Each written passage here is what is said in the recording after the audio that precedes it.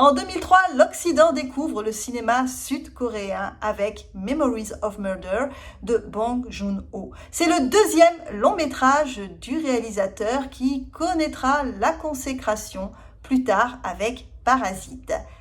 C'est aussi l'adaptation d'une histoire traumatisante pour la Corée, celle de la traque infructueuse d'un tueur en série qui sévit de 1986 à 1991.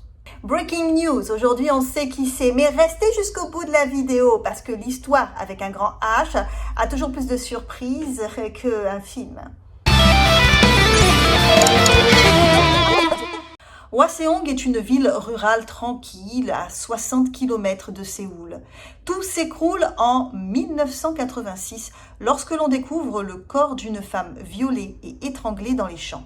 Ce n'est que le début de l'hécatombe et d'une immense chasse à l'homme. 9 femmes y laissent la vie sans que la police ne parvienne ne serait-ce qu'à faire le profil du tueur. La plus âgée avait 71 ans et la plus jeune 13 ans. Elle n'avait aucun point commun. Le meurtrier ne laissait aucun indice. Vous me direz, les tueurs en série en Corée, au Japon, font pire que ça. Vous avez raison. D'ailleurs, si vous voulez des vidéos sur le sujet, vous n'hésitez pas, petit commentaire. Mais remettons-nous dans le contexte. Pour la Corée du Sud, à l'époque, c'est inédit. Le pays est en pleine dictature et c'est le premier tueur en série recensé. Alors, non seulement il terrorise la population, mais il fait mordre la poussière à la police qui n'arrive pas à l'attraper malgré les moyens mis en œuvre. Rendez-vous compte, plus de 300 000 policiers mobilisés et plus de 3 000 suspects interrogés en vain. D'ailleurs, le film traduit merveilleusement la rage des enquêteurs humiliés par un fantôme. En fait, dans l'état actuel des choses, sans indice, ils savent qu'ils ne peuvent pas l'attraper, mais l'idée que celui-ci puisse leur glisser entre les doigts est inconcevable. Et pourtant, c'est ce qui va se passer. Les crimes s'arrêtent mystérieusement et la police doit classer le dossier. En 1998, un certain Yoon est arrêté pour le meurtre de la fillette de 13 ans. C'est une impasse. Le pauvre homme est innocent. Il passera 20 ans de sa vie derrière les barreaux avant d'être libéré.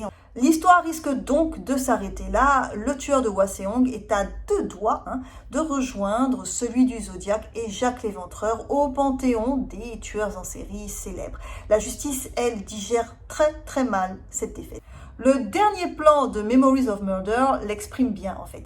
Le regard d'un des enquêteurs face caméra ou face au tueur s'il regarde le film.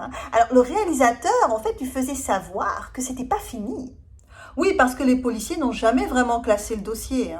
L'affaire est relancée en septembre 2019 quand des enquêteurs apprennent que dans certains cas, l'ADN reste identifiable et ce malgré des années. Ils tentent leur chance et transmettent des sous-vêtements des victimes au service national de la police scientifique. Dieu dort pas, il y a correspondance. Lee Chang-jae, 56 ans, condamné à perpétuité depuis 1994 pour le viol et le meurtre de sa belle-sœur de 20 ans. Bien qu'il y ait prescription, il nie tout en bloc, c'est pas lui. La police, quant à elle, affirme avoir voulu l'interroger à l'époque sans y parvenir pour des raisons administratives. Bon, alors, vu qu'il n'y aura pas de poursuite, est-ce qu'on s'arrête là? Mais non, je vous l'avais dit au début, le meilleur reste à venir. En 2020, il passe à table. Oui, il est coupable et il aurait commis d'autres meurtres. Alors, il s'excuse auprès des familles des victimes et de Monsieur Yoon. Ensuite, il joue la surprise et accuse la police.